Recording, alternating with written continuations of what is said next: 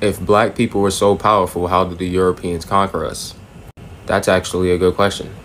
I read so many different stories over the years about how the Europeans conquered us, and it's always a different story. So now I'm no longer using anybody else's story. Once you are open-minded, you are aware that it could be anything. What if I told you the Europeans were devils in disguise?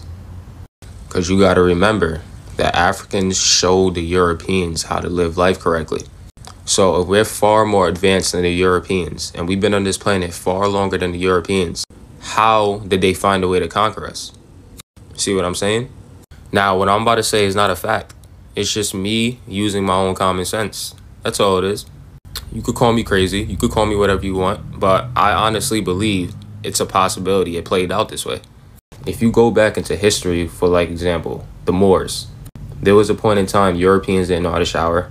They didn't know about hot food. They didn't know how to read or write. They didn't know anything. It was the black people that had to go and teach them how to live life. So for open-minded people, who's to say devils didn't disguise as humans and tricked us into giving away all our secrets? Remember what the Bible says about the devil, and remember, not everything in the Bible is fake. The thief comes only to steal and kill and destroy. Stop. Now let's be honest, who has been the one going around stealing, killing, and destroying for so long? Let's be real, who's been doing this? Who's been going to different countries for all these years starting war?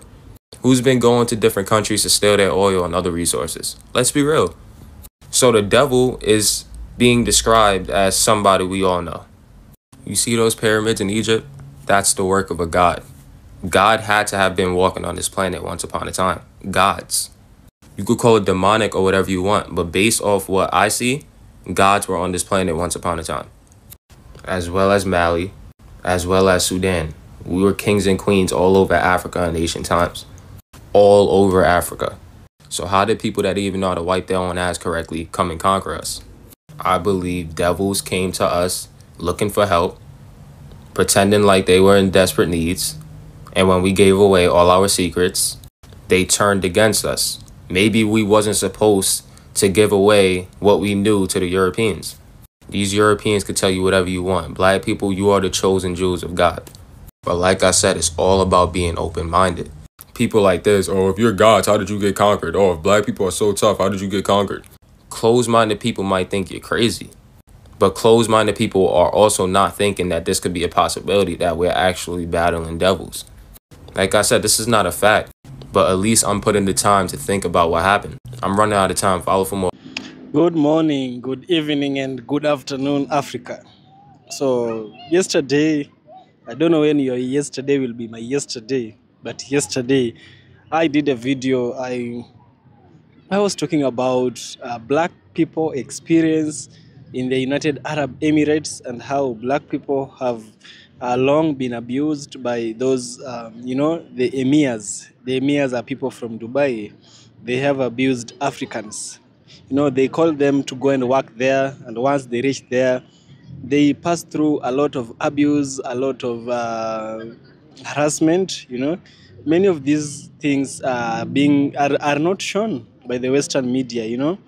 Dubai and some of these Arab countries are always just shown in the image of richness. We see Qatar recently just held the World Cup. We know that Dubai is the home to the Burj Khalifa, the tallest building in the world.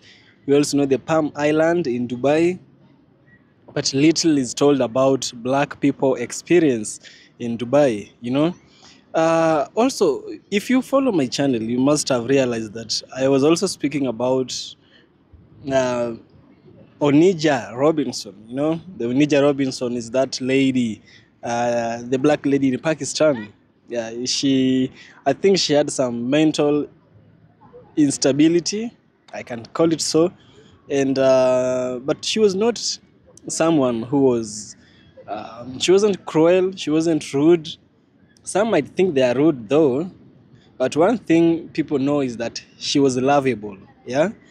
She was in Pakistan. She was loved by the people of Pakistan. She went to Dubai, and now she was to leave Dubai and head back to New York.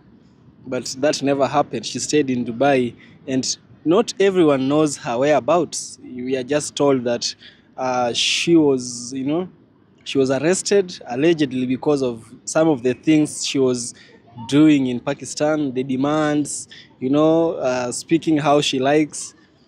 Pakistan is not an Arab country. Pakistan is a country which is okay. The Arab countries we have are only few, like Yemen, Oman, Syria. We have UAE. We have Qatar. We have Kuwait, Iraq, Iran. Also, Iran is not even an Arab country. We have Egypt. Some parts of Sudan is an Arab country. Some parts of Morocco. So Pakistan is not really an Arabic country, but we have the highest majority of them practicing Islam, and we know that Arabs predominantly practice Islam. So it follows that Arabs, the Pakistani never enslaved Africans, but the Arabs did. I just did a video. This is the part 2 again. Let me repeat. The Arabs castrated black people from a very, very long time, and they have not really treated black people as equals. They have not treated us as fellow humans, but as subsequent subhumans, people who are not at par, bad color, bad hair, and all that. Yeah, we hear those testimonies everywhere. However, black origin is much being appreciated to the point that it is being stolen. There's a series of videos I want us to watch. Let's get to understand them. I shall get back with a deep critical analysis. I said, name 5 white people in American history who fought against racism and slavery.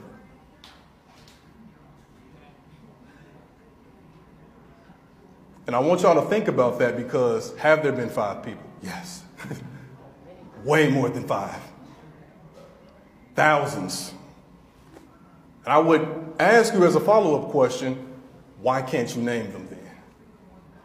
Because if we are to live in a society that is supposed to be anti-racist, meaning something that we create that benefits all people, not someone more than others, then we should know about people who've been fighting for years and years and years. We should know about Reverend Bruce Clunder, who was a white guy who was protesting school segregation in Ohio, and Ohio is considered the North. He laid his body down in front of a bulldozer in the 1960s to protest school segregation and died. We should probably know about Ann McCarty Braden, who organized with Rosa Parks, and she helped organize white Southerners to join the civil rights movement and to go against redlining, which was systemic ghettoization. She bought a house in her name for a black couple who could not buy a home in the neighborhood they wanted to go to. It's a lot of people.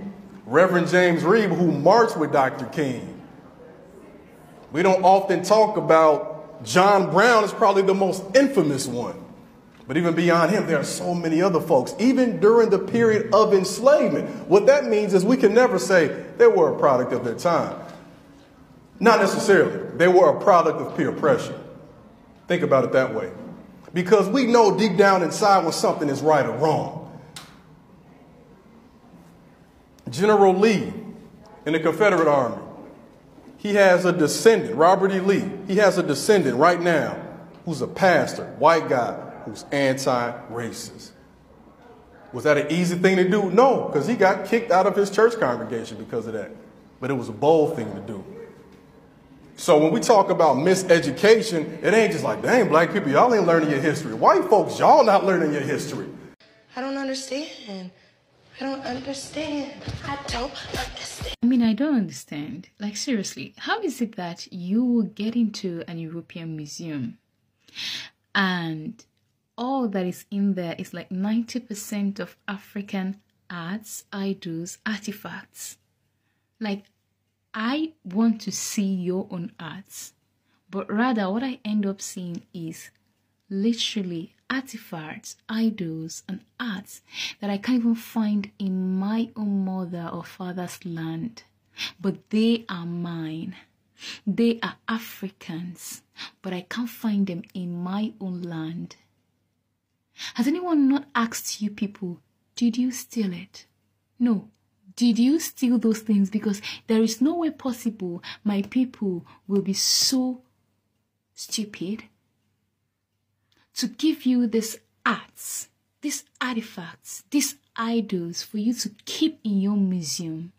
And for me to come and see these arts or these artifacts or these idols, I have to pay money for me to see my own arts that my ancestors made with their own hands, their own bare hands, without any machines.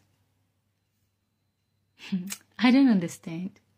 I think it's high time someone asks this question. Like, did you steal it? And if you steal it, give it back. Take it back. It's 400 years now that you've stolen this thing and you've been eating from it.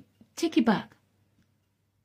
Someone should just stand up when they get to that museum and just scream, did you steal it?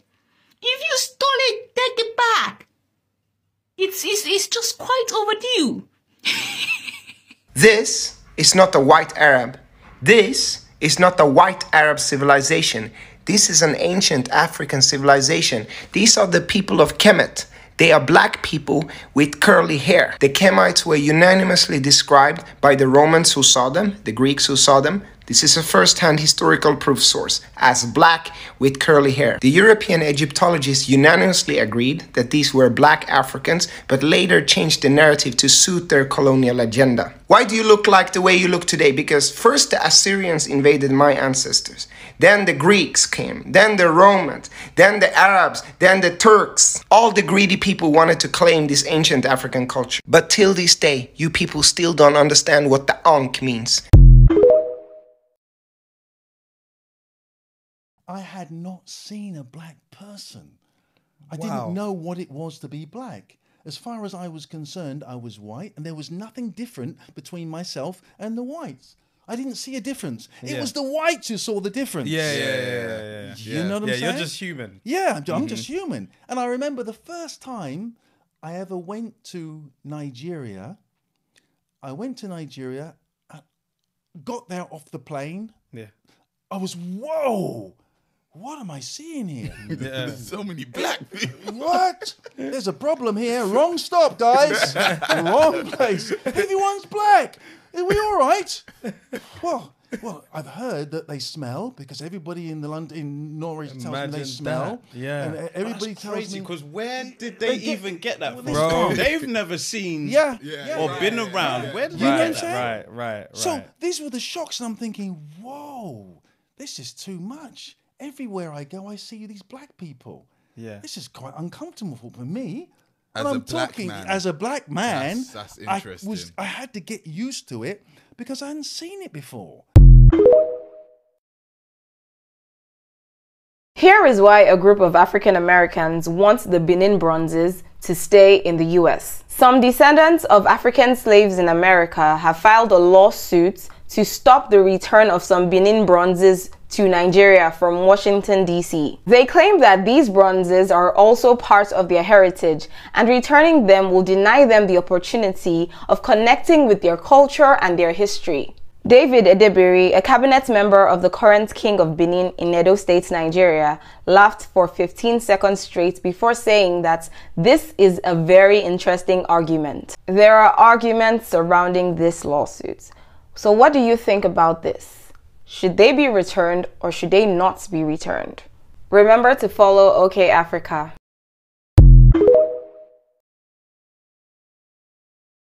Why are all of these animals from Africa crawling into my comment section like roaches? You're swarming into my comment section. I don't even know what you're saying. Why are you even here?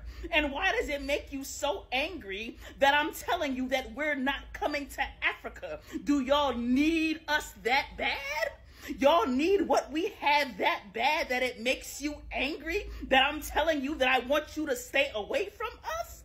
What is wrong with you people? So, oh, we don't care if you don't come here. We don't need you. Oh, yes, you do need us. And you know why I know you need us? Because you people beg and borrow and bum your way to America just to come here and latch onto us like ticks. You latch onto us and steal our culture, trying to act like us and dress like us and talk like us because you don't.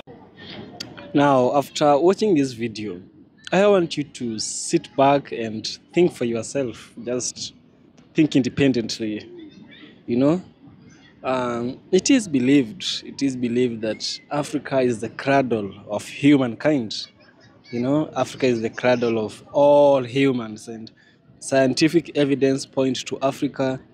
Charles Darwin, even though I don't believe in his theory of evolution, he also pointed out at Africa being the cradle of mankind.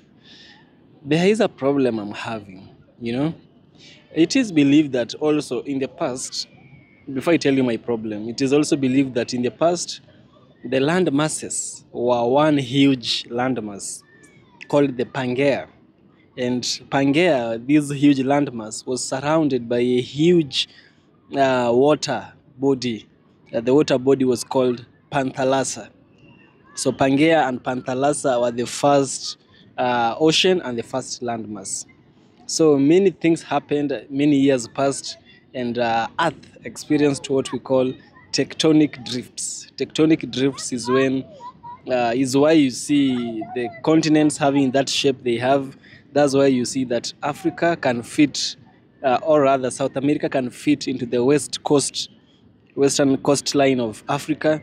That's why you can see that Madagascar can fit well into Africa. It is evident that there was a fracture. This fracture is what we called the continental drift. When this continental drift happened, there were some animals and some humans in each part and each landmass.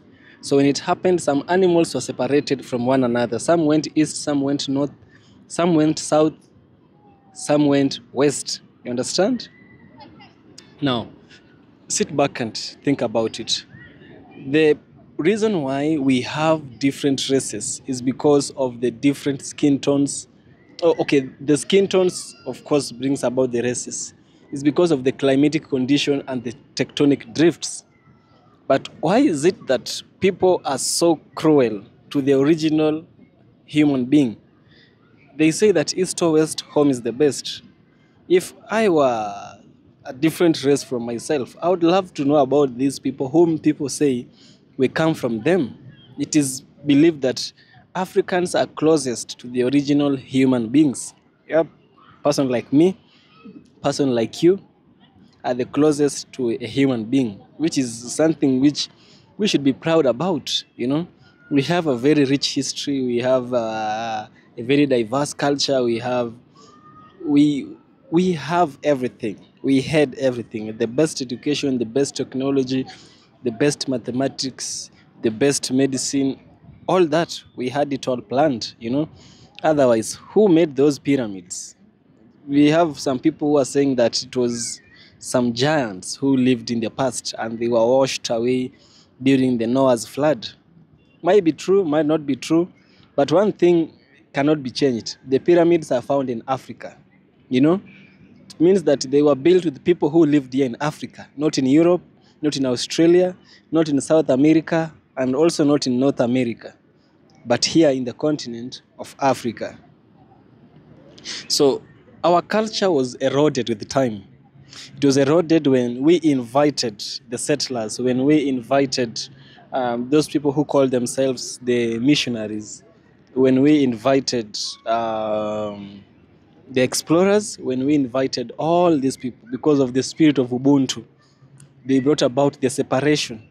They brought about our erosion of culture and heritage and traditions. They imposed theirs. While doing this, they imposed also white supremacy. They imposed the idea that blackness is close to devilish, but whiteness is close to heaven. They separated all the colors just into two, white and black.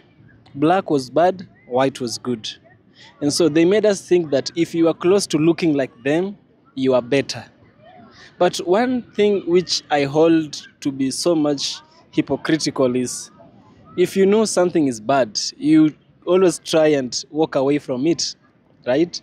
If I know that there's a hole ahead of me, I just don't walk into that hole. What I do is I'll try and dodge it, find an alternative route. But if you see someone walking just to that hole and they have all the knowledge there's a hole, it means that it's not really a hole. Maybe it's a gold mine. Maybe it's something beautiful that they are lying to us about. The Europeans, when they came, they took our culture. They took our artifacts. They took our early evidence of technology. They took our early evidence of architecture. They took our early evidence of civilization. All are now in where? In those European countries. Some in America and some in Europe. I'm surprised that even some black Americans do not want those things to move back to Africa. Africa is where they were taken from, and if we start following with reparations and restorations and repentance, I believe every stolen good must be returned back to its destination. Yes, that is my thought and that is my argument in this video. Kindly share your thoughts and argument in the comment section. Let's hear what you think about this. Support me also on Patreon. You can give something, become a paid member. I will so much appreciate. See you in the next one.